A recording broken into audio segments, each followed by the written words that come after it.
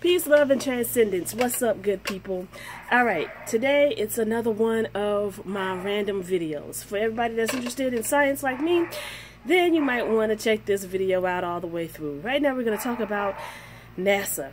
And NASA's sending a satellite probe to the sun.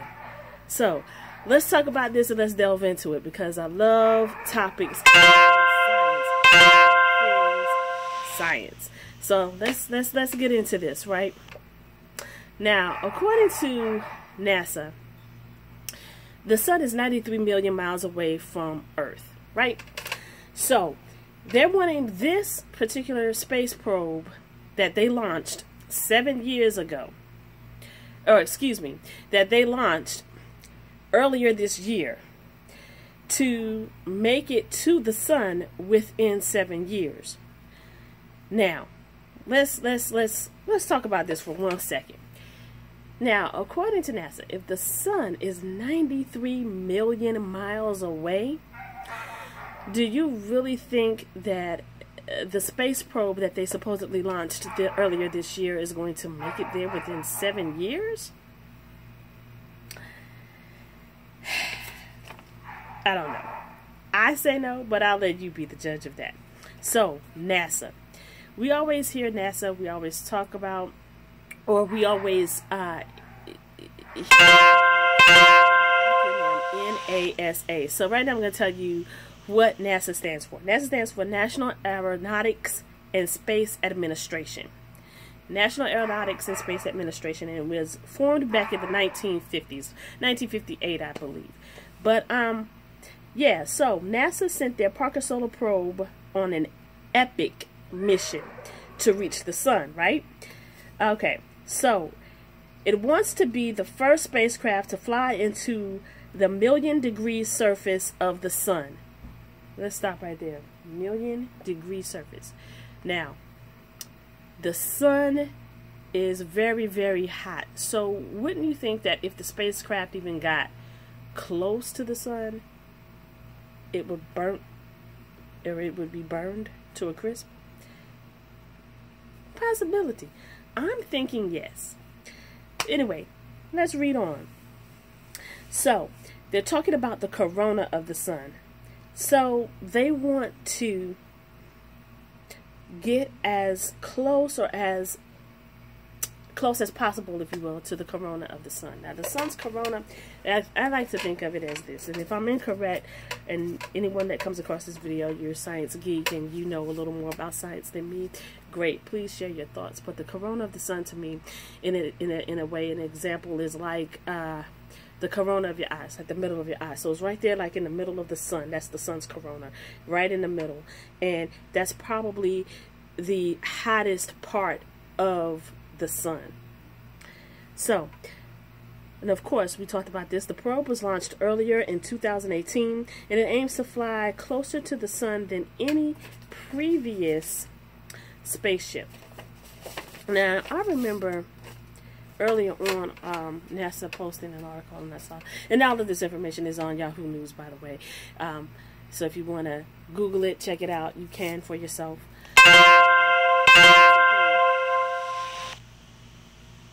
They had an article earlier on where it talked about they saw a spacecraft go into the sun, fly into the sun, and then fly out on the other side of the sun. Now, we all know NASA can make up stuff. We know NASA lies. Everybody lies. The government lies. We know this. But let's talk about it for a minute. Now, if indeed that actually happened, and if indeed that's actually true, we have to understand that, and I'm going to also do a video on extraterrestrial life and extraterrestrials, but I'll get to that. But even if that is true, let's think about it. So if that particular spacecraft flew into the sun and flew out on the other side without getting burnt, we have to understand that extraterrestrials and extraterrestrial life, whether you believe in it or not, that's neither here nor there.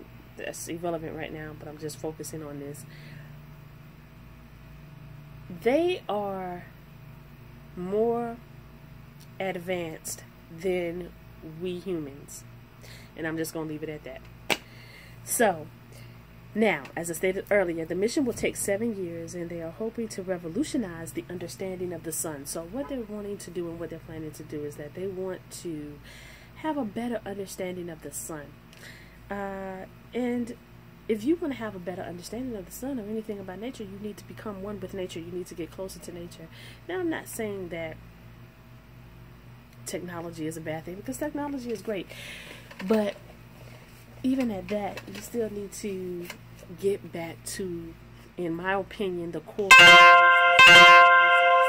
of science and technology.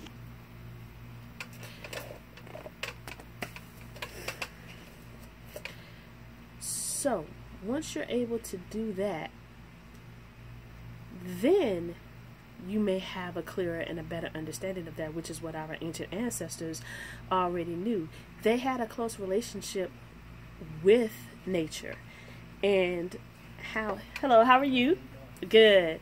So they already knew that. So they already had a close relationship with the earth and with nature. So back in ancient Egypt or ancient Kemet, back in during those times, with our ancestors, they were one with nature, so they understood the concepts of the sun, or what they called Ra, the sun god. So they